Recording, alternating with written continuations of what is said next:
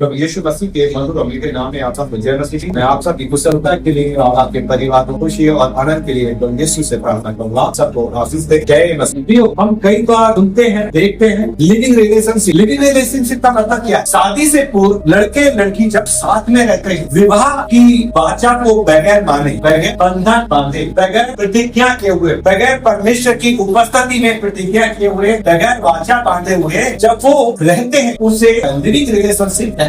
बिना शादी के, बिना विवाह के, शादी से पूर्व लड़का लड़की जब साथ में रहते हैं और वो सब काम करते हैं तो एक पति पत्नी करते हैं, उसे लिविंग रिलेशंस कहते हैं। वो केवल परमेश्वर के सामने कोई प्रतिज्ञा या कोई वाचा नहीं मानते, समाज के सामने एक दूसरे को पति और पत्नी के रूप में स्वीकार नहीं करते, वो सिर्फ अपनी दोनों के अंडरस्टैंडिंग से एक छत के नीचे रहते हैं और पति पत्नी के जैसे वो सारे काम वो करते हैं। तो लिविंग रिलेशनशिप शादी से पहले साथ में है, पति पत्नी के जैसे कार्य करते। यदि ऐसे लोग शादी के बाद विवाह भी कर ले, लिविंग रिलेशनशिप के बाद यदि वे लोग विवाह कर ले, तो क्या उस विवाह में प्रभु उपस्थित होगा? क्या ऐसे विवाह में जो पहले वो रिलेशनशिप में रह रहे हैं और बाद में शादी कर रहे हैं, तो क्या ऐसे विवाह में प्रभु उपस्थित होगा? प्रभु उसमें उपस्थित नहीं होगा, क्योंकि पहला पत्रस पहला अध्याय और उसका 15-16 पद पढ़े, क्या लिखा? पर जैसा तुम्हारा बुलाने वाला पवित्र है, वैसे ही तुम भी अपने सारे चाल चलन में पवित्र बनो। ठीक है, परमेश्वर का वचन कहता है कि जैसा तुम्हारा बुलाने वाला पवित्र है, वैसे तुम भी अपने चाल चलन में पवित्र बनो। यानी कि पाप से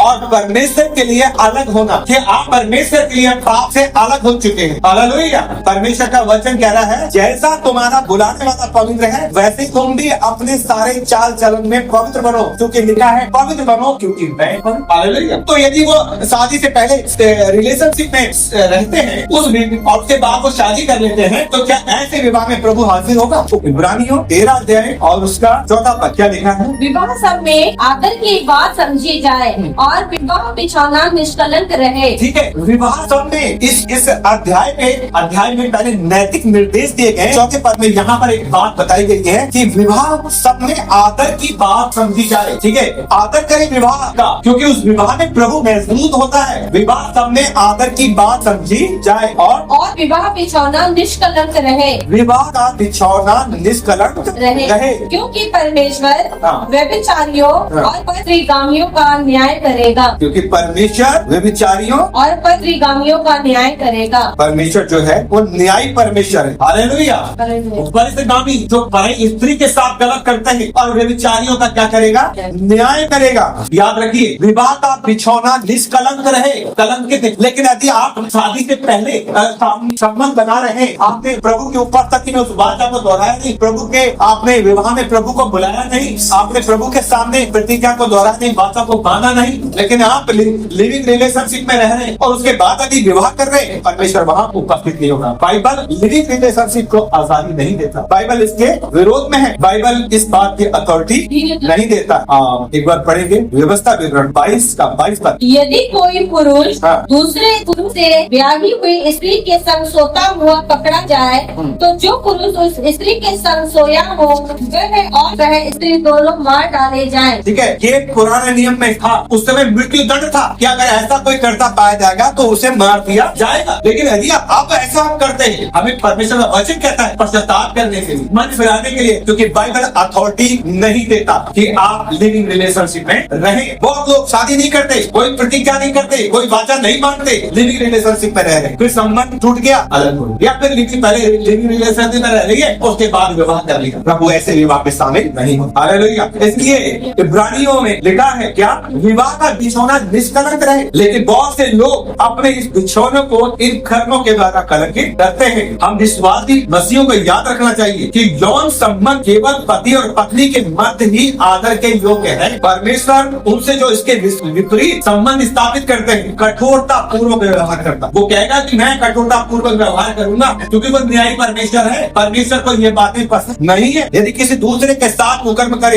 तो परमेश्वर उन्हें दंड देगा। हम मसीह विश्वासी लोग हैं, हम मसीह लोग हैं, हमें इस बात को सोचना है। हम मसीहों में, हम विश्वासियों में यौन संबंध केवल पति और पत्नी के मध्य ही है, और तब वो आदर के योग्य है। लेकिन यदि इससे पूर्व कर रहा है तो वो आदर के योग्य नहीं है। कैसे उसका आदर करेगा? लोग क्या सोचते हैं उसके बारे में, और बाइबल ही उसको अथॉरिटी नहीं देता है। लोगों की बात तो अलग। वचन क्या कहता है? यौन संबंध जो कि परमेश्वर का उपहार है, सिर्फ वो पति पत्नी के बीच में है, और और उसके बाद पूर्ण विराम, उसके बाद तीसरा नहीं आना चाहिए। पति और पत्नी के बीच में तीसरा व्यक्ति नहीं होना चाहिए, क्योंकि विवाह सब में आदर की बात समझी जाए। और इसलिए उत्पत्ति दूसरा अध्याय 24 पद पढ़े, क्या लिखा है? तो इस कारण पुरुष अपने माता पिता को छोड़कर अपनी पत्नी से मिला रहेगा और वे एक ही तन बने रहेंगे। आदम और उसकी पत्नी दोनों नंगे थे पर लजाते न थे। इस कारण पुरुष अपने माता पिता को छोड़कर अपनी पत्नी से मिला रहेगा और वे एक ही तन बने ठीक है, रहेंगे। एक तन बने रहेंगे। क्योंकि अगर कोई किसी पुरुष के साथ जैसे एक स्त्री के साथ किया जाता है, शारीरिक संबंध करता है, मुकर्म कहते हैं, उनके साथ एक तन हो जाता है। यदि किसी स्त्री के साथ करता है या किसी लड़की के साथ करता है तो वो एक तन हो जाता है। परमेश्वर का वचन कहता है, क्या तुम नहीं जानते कि तुम परमेश्वर का मंदिर हो? हम परमेश्वर के मंदिर है। जो परमेश्वर के मंदिर को नाश करेगा, परमेश्वर को फिर नाश करेगा, क्योंकि वो पवित्र है और वो तुम हो। इस परमेश्वर ने हमें अपवित्र होने के लिए नहीं चुना है। परमेश्वर से हम पवित्र बने, उसकी उपस्थिति में होकर चले। और जब पति और पत्नी वो एक तन होंगे, एक तन केवल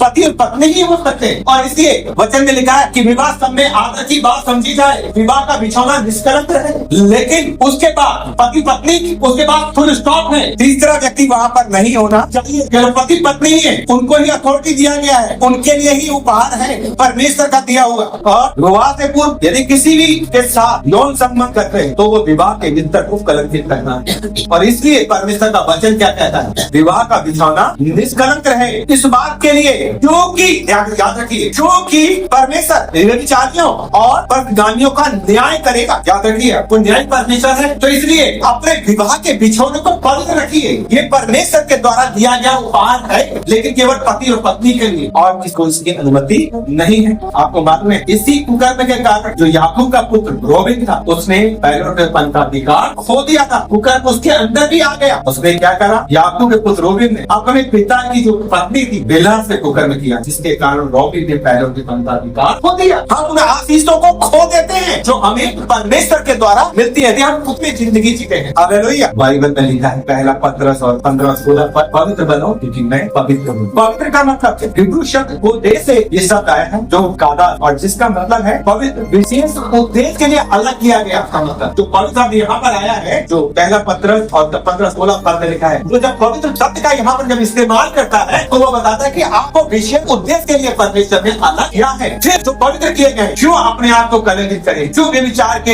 होने के लिए अपने आप को समझ पवित्र बनने क्योंकि मैं पवित्र हूँ। अब आप कैसे अपने आप को बचा सकते, कैसे आप शुद्ध रह सकते हैं? वचन में लिखा है, भजन संहिता 119 का 9वां पद, जवान अपनी चाल को किस उपाय से शुद्ध रखे? तेरे वचन के अनुसार सावधान रहने से। कैसे शुद्ध रखे जवान अपने चाल चलन को? कैसे? हमें इस संसार इसके बस में पड़ा है। अधिकांश सुनने वाला भी लोग रिलेशनशिप पे रह रहे हैं। हमारे और आपके बच्चे कैसे बच सकते हैं? कैसे उन्हें सही शिक्षा दी जा सकती है? वचन क्या कह रहा है? भजन संहिता 119 और उसका 9वां पद, जवान अपनी चाल को किस उपाय से शुद्ध रखे? तेरे वचन के अनुसार सावधान रहने से। यदि आप सावधानी रहेंगे वचन के प्रति, वचन को आप पढ़े, सुनते हैं या पढ़ते हैं या पढ़ रहे हैं, तो आप उसे अपने जीवन में भी लागू करें। आपके अंदर वचन को मानने की ललक होनी चाहिए, और जब आपके अंदर वचन को मानने की ललक होगी, आप शुद्धता से जीवन बिता सकते हैं, क्योंकि वचन की ललक आपको शुद्ध करे। हालेलुया। तो कैसे शुद्ध रह सकते हैं? वचन कह रहा है, जवान अपनी चाल को किस उपाय से शुद्ध रखता है। अब आपने वचन पढ़ना छोड़ दिया, प्रार्थना करना छोड़ दिया, वो वचन सुन रहे हैं, इधर से सुन के इधर से निकाल दे रहे हैं, सुन तो बहुत सुन रहे हैं, लेकिन जीवन में लागू नहीं कर रहे, तो आप नहीं बच सकते, क्योंकि संसार उस दुष्ट के बस में पड़ा है। और इसलिए आपको वचन को पढ़ना है और अपने जीवन में लागू करना है। जवान अपनी चाल को किस उपाय से शुद्ध रख सकता है? तेरे वचन के अनुसार सावधान रहे। जब आप वचन सुनेंगे तो आप सावधान रह सकते हैं, लेकिन यदि आप वचन पढ़ना ही छोड़ देंगे तो शैतान आपका शिकार कर लेगा। हालेलुया। वचन यही बात हमें सिखाता है। देखिए परमेश्वर का वचन क्या कहता है? इस कारण पुरुष अपनी माता पिता से अलग और अपनी पत्नी से मिला रहेगा और वो एक तन होंगे। और इसी बात को प्रभु यीशु मसीह ने मरकुस रचित सुसमाचार 10 अध्याय के 7 और उससे लेकर 9 पद में क्या कहा है? पढ़ेगा।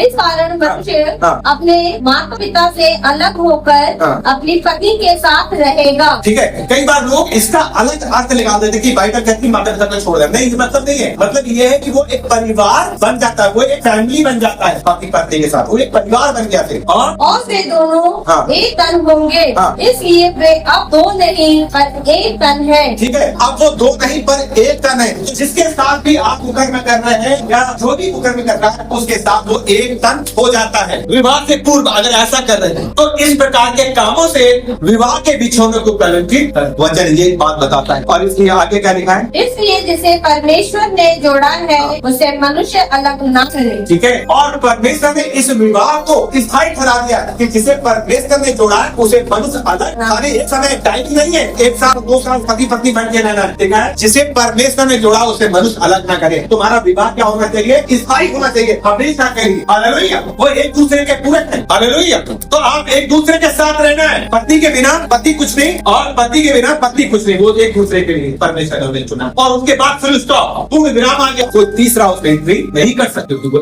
हालेलुया। और इसलिए परमेश्वर का वचन कहता है कि यदि वो इस प्रकार का कार्य करते हैं तो परमेश्वर उनका न्याय करेगा और उनके साथ कठोरता पूर्वक व्यवहार वो करेगा, क्योंकि उसने हमें पवित्र होने के लिए बुलाया। लेकिन कई बार लोग इस प्रकार के कार्य के द्वारा विवाह के बिछौने को कलंकित करते हैं। तो किस तरह से विवाह के बिछौने को कलंकित करते हैं? पहला व्यभिचार के द्वारा। इसके द्वारा विवाह का जो स्तर है वो कलंकित हो जाती है। आप उसके लिए पढ़ेंगे पहला कुरिन्थियों 6 अध्याय 9 और 10 पद। क्या तुम नहीं जानते? क्या तुम नहीं जानते कि अन्यायी लोग हाँ। परमेश्वर के राज्य के वारिस ना होंगे?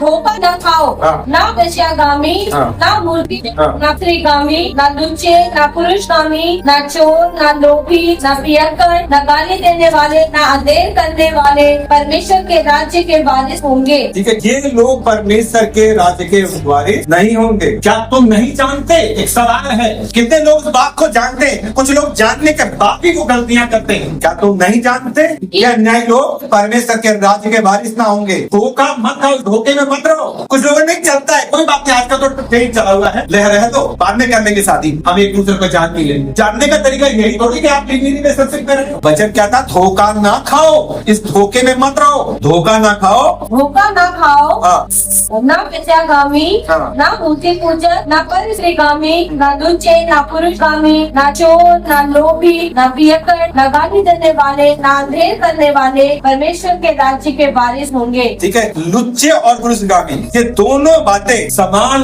लिंग वाले समलैंगिक यौन संबंध की बात की ओर इशारा कर रही हैं। लुच्चे लोग और पुरुषगामी ये लोग परमेश्वर के राज्य के वारिस ना होंगे। यहाँ लिखा है, हम और भी बातों को यहाँ पढ़ सकते हैं, ना वैश्यागामी, ना मूर्ति पूजक, ना परस्त्रीगामी ये लोग परमेश्वर के राज्य में प्रवेश नहीं करेंगे। और ना चोर, ना लोभी, ना पियक्कड़, ना गाली देने वाले, ना अंधेर करने वाले परमेश्वर के राज्य के वारिस होंगे। यदि कुटुंबियों के साथ, जैसे हमने अभी देखा रोबिन ने करा, वो भी एक प्रकार से उसकी माँ और उसने उसके साथ भाई की पत्नी के ऊपर दाव चला, पुरुषगामी, परिस्त्रीगामी, पराई इसमें चाहे वो कुटुंब घराने की हो या किसी की भी हो, आप उसके साथ गलत संबंध कर रहे। परमेश्वर का वचन कहता है ऐसे लोग परमेश्वर के राज्य में, क्या लिखा है? परमेश्वर के राज्य के वारिस न होंगे, ना होंगे। हालेलुया। और 11 पद पढ़ो, बड़ा अच्छा पद लिखा है। और तुम में से कितने ऐसे ही थे, कितने ऐसे ही थे, परंतु हाँ। वो प्रभु यीशु मसीह के नाम से हाँ। और हमारे परमेश्वर के आत्मा से धोए गए और पवित्र हुए और धर्मी ठहरे। हालेलुया। कितने ऐसे थे, परंतु